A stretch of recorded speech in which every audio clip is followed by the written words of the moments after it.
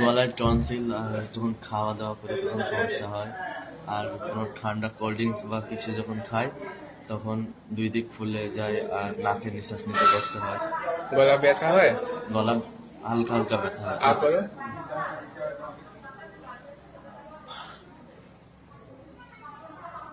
তাহলে যখনই ঠান্ডা খাও এরকম অসুবিধা হয়? হ্যাঁ, কোল্ড ড্রিঙ্কস যখনই খাই এই দুই ধার ফুলে মানে বুঝে যায় আর কি। আর খাওয়া দাওয়ার সময় হালকা কষ্ট হয়। আর শীতের সময় তো মানে দুই দিক কিছু কোল্ড ড্রিঙ্কস না খেলে মানে বোঝেই থাকে। এমনি বুঝে তো। হ্যাঁ।